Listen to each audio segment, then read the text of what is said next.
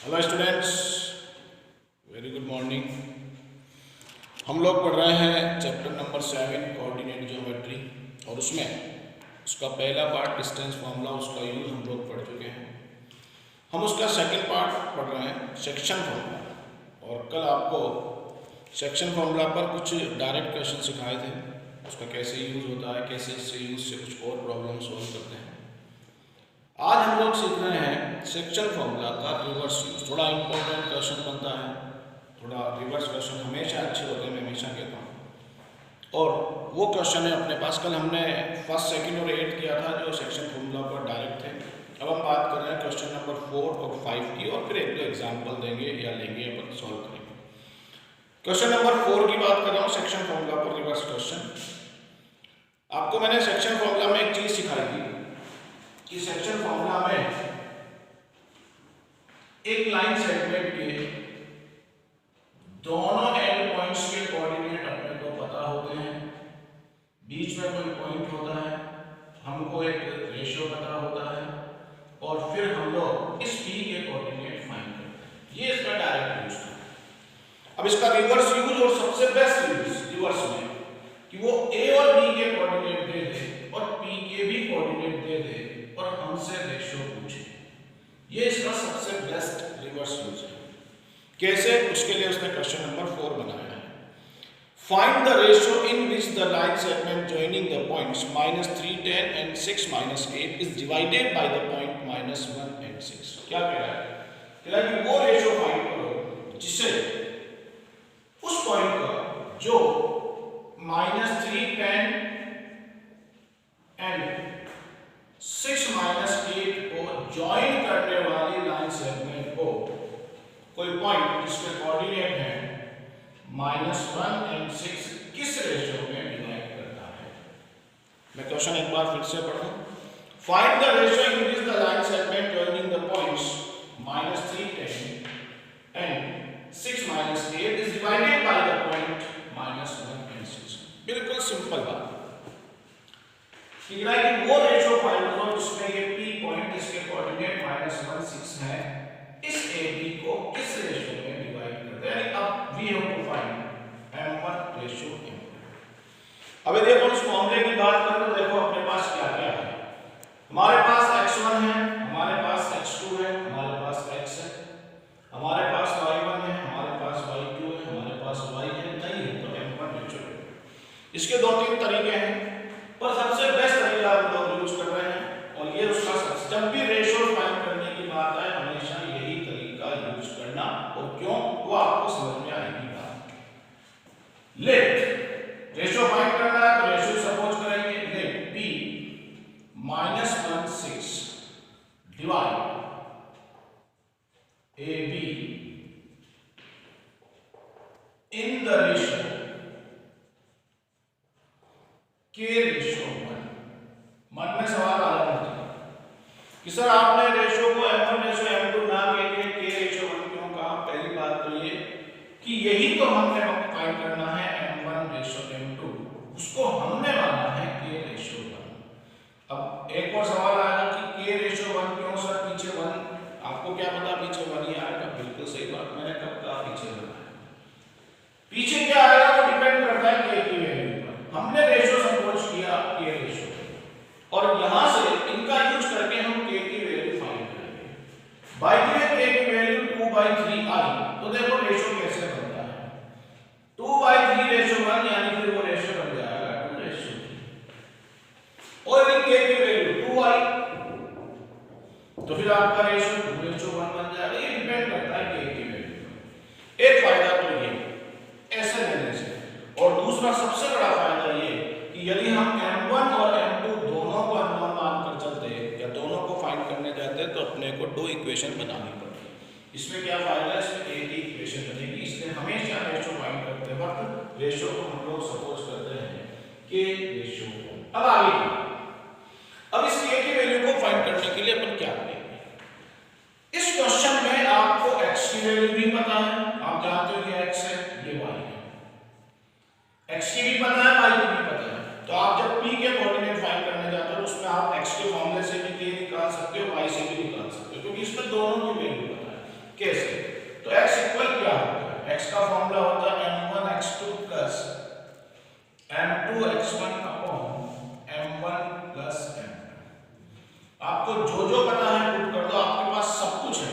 x की value ये नहीं -1, m1 आपने सपोज किया था कि x2 पीछे है 6, m2 आपने सपोज किया था 1, x1 आगे है -3 अपॉन m1 आपने सपोज किया था कि प्लस m2। यहां से इक्वेशन बनेगी, k की वैल्यू आएगी, क्रॉस मल्टीप्लाई करेंगे तो -1 bracket k plus 1 equal 6k -3 minus k -1 equal 6k -3। के वाले एक तरफ जाएंगे, क्या बनाएंगे? -k -6k -3 plus 1 -7k equal -2 minus से माइनस कैंसिल, k इक्वल 2/7। ये रेशो नहीं है, k की वैल्यू। इस तरह से हम लोग k निकालेंगे। अब k आने के बाद तो रेशो निकालना कोई मुश्किल काम है नहीं। सो m1 रेशो m2 इक्वल, आपने सपोज किया था कि रेशो k की वैल्यू 2/7 रेशो 1, यानी कुल मिलाकर m1 रेशो m2 हो गया 2/7। ये है रेशो फाइंड करने का तरीका। अब कोई बच्चा ये कह सकता है कि सर आपने x से क्यों निकाला, इसमें तो y नहीं था। बिल्कुल सही कह रहा है बच्चा, आप y से भी फाइंड कर सकते हो, रेशो यही आएगा, क्योंकि पॉइंट तो एक ही है। कैसे? आप x का फॉर्मूला ना लगाओ, y का लगाओ। क्या फॉर्मूला है y का? और ये मैं अलग कर रहा हूं, आपकी इच्छा हो तो नोट करना, क्वेश्चन तो अपना खत्म हो गया। ये तो मैं बता रहा हूं कि y से भी कर सकते हैं। क्या फॉर्मूला था? m1y2 plus m2y1 upon m1 plus m2। अब y की वैल्यू 6, m1 आपने सपोज किया था कि y2 -8, m2 1, y1 आगे है 10 upon m1 plus m2। Solve करेंगे m1 से k plus m1 m2, cross multiply करेंगे 6 bracket k plus 1 -8k plus 10, 6k plus 6 equal -8k plus 10, 6k उधर से आया प्लस 8k, 10 - 6 ये हो गया 14k equal 4, k equal 4/14। Cut पीट करके ये भी बना 2/7। देख लो k की वैल्यू वही आएगी, और जब k की वैल्यू वही आएगी तो m1 रेशो m2 जो आपने सपोज किया था k रेशो 1, वो बनाएगा 2/7 रेशो 1, यानी कुल मिलाकर m1 रेशो m2 2/7। ये आपका क्वेश्चन नंबर 4 था। आप कहोगे सर तो क्या ऐसा दो बार करना पड़ेगा? नहीं, जब आपको x और y दोनों पता है तो आप चाहो तो x से निकाल लो, आप चाहो तो y से निकाल लो, लेकिन आप ऐसा तभी कर पाएंगे जब आपको p के लिए x और p के लिए y दोनों पता होगा। अब मैं इसी क्वेश्चन को चेंज करूं। बाय द वे, p में अपने को एक वैल्यू पता होती और दूसरी वैल्यू पता नहीं होती तो क्या होता? ये मैं आपके लिए एक क्वेश्चन करके दिखा रहा हूं आपको कि देखो फिर क्या है। मान लो ये क्वेश्चन ऐसा नहीं होता, ये एक एक्स्ट्रा चल रहा है। सीख रहे हैं कि p के कोऑर्डिनेट होते -1 एंड y, और आपसे फिर कहते हैं then in what ratio -1 and y divide the line segment joining a and b। ये रेशियो की बात है। अब जब आपसे कहते हैं रेशियो फाइंड करो तो आप लिखते बिल्कुल वही जैसे पहले लिखा था, late p -1 and y be the let p -1 and y divide a b in the ratio k ratio पर। तरीका वही है। सो m1 रेशियो m2 इक्वल होता k रेशियो 1, काम अपने को वही करना था।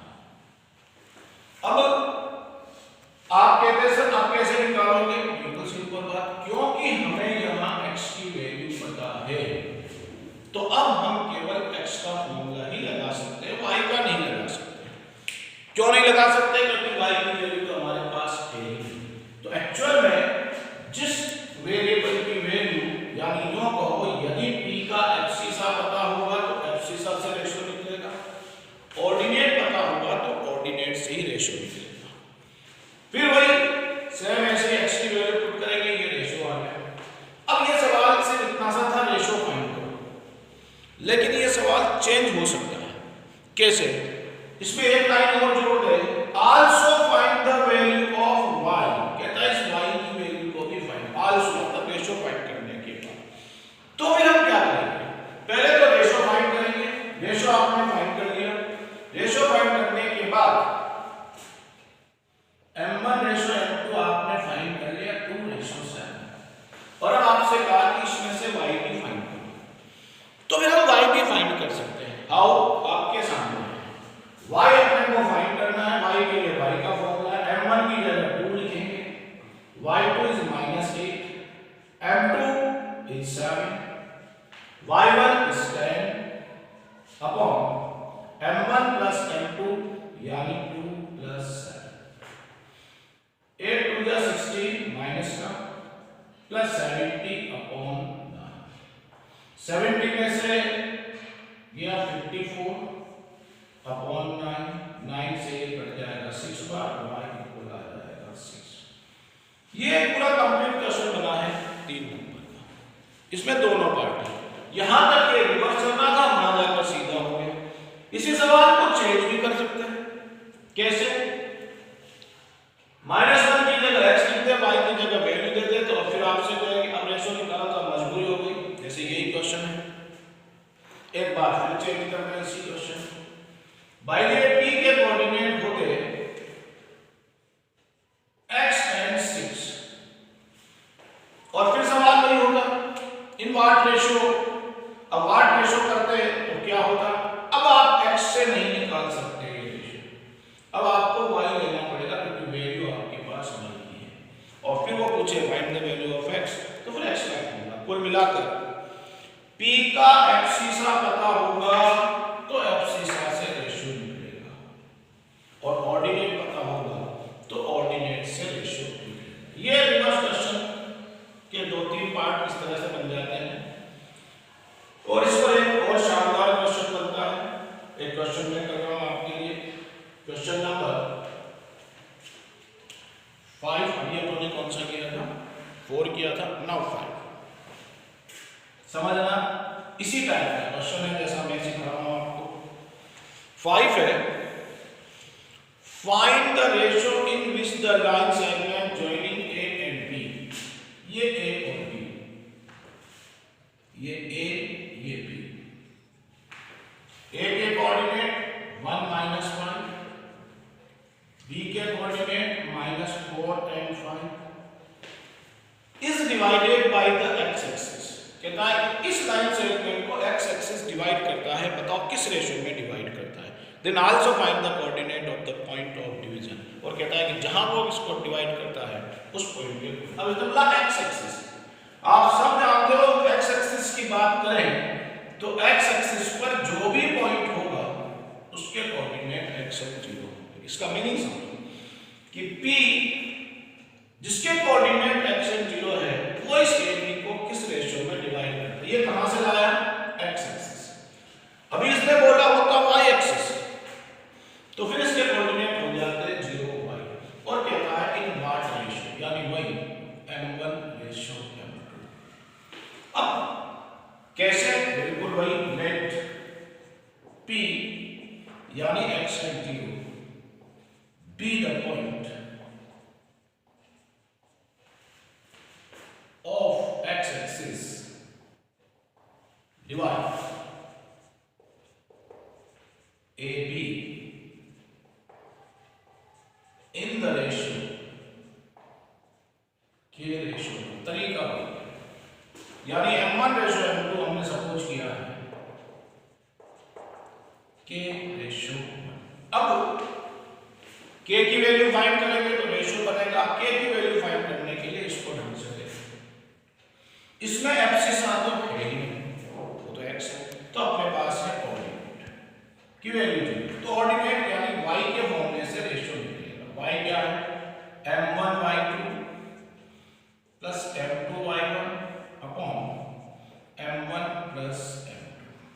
y की वैल्यू उसने दी है 0, इसीलिए तो y को यूज किया, x रहता तो क्या लिखते हैं m1 के, y2 पीछे है, m2 1, y1 आगे है, अपॉन m1 प्लस m2 यानी k प्लस 1।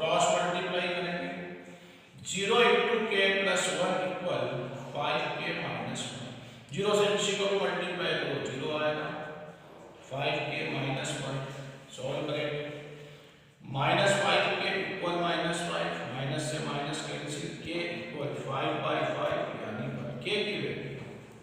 अब k की वैल्यू 1 है तो हम लोगों ने m1 रेशो m2 सपोज किया था k रेशो 1 यानी ये आ गया 1 रेशो 1, ये m1 रेशो m2। ये उसका पहला सवाल था नॉट रेशो, उसका जवाब है 1 रेशो। फिर उसने कहा also find the coordinate of the point of division, यानी जो पॉइंट उसको डिवाइड करता है उसके कोऑर्डिनेट। अब यहां देखो डिवाइड करता है p पॉइंट, p में y की वैल्यू तो अपने पास है, हमें चाहिए x की वैल्यू। तो x की वैल्यू फाइंड करने के लिए x वाला ही फॉर्मूला लगेगा और रेशो हम फाइंड कर चुके हैं। रेशो क्या था m1 रेशो m2 1 रेशो 1 और x निकालना है तो x equal m1 x2 plus m2 x1 upon m1 plus m2।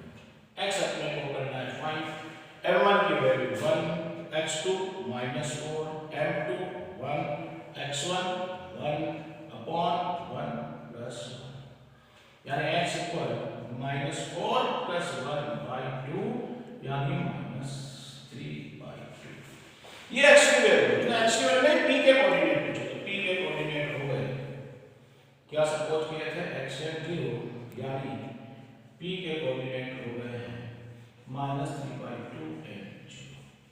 ये इस तरह के क्वेश्चंस हैं, ये रिवर्स यूज है सेक्शन फॉर्मूला का। अब बाय द वे इसके लिए y एक्सिस बोलता काम अपना खत्म हो गया, मैं सिखा y एक्सिस बोलता x एक्सिस की जगह तो क्या है y एक्सिस बोलता तो फिर p के कोऑर्डिनेट चेंज हो जाते हैं 0 पर। क्वेश्चन वही होता कि what ratio in the value of coordinate, तो फिर क्या होता सिंपल बात यहां 0y आता। फिर क्योंकि आपकी बार x की वैल्यू पता है तो पहले हम x से रेशो निकालते हैं, फिर x से रेशो निकालने के बाद y की वैल्यू निकालने के लिए y का फॉर्मूला लगाते हैं। ये आपका होमवर्क है, आप इसे करें। क्या क्या निकालना है, एक तो रेशो निकालना है, एक कोऑर्डिनेट निकालना है और तरीका वही लगाना जो मैंने सिखाया आपको। ये हमारे सेक्शन फॉर्मूला पर रिवर्स क्वेश्चन है, यहां जाकर हमारा सेक्शन फॉर्मूला फिनिश होता है। सीधे क्वेश्चन रिवर्स क्वेश्चन मैंने बुक को एग्जांपल बताया। आपको और ज़्यादा करने हो तो आपके पास एग्जांपल नंबर 9 है, y एक्सिस वाला ही है, और भी मिल जाएंगे। जितने करोगे उतना ही बहुत बढ़िया बात है। फिर हम लोग अब पढ़ेंगे कल मिड पॉइंट फॉर्मूला पर कुछ प्रॉब्लम। ये हमारे सेक्शन फॉर्मूला की थी, प्रैक्टिस करो, जितना ज़्यादा अच्छा करोगे प्रैक्टिस उतना ही बढ़िया होता जाएगा। Thank you.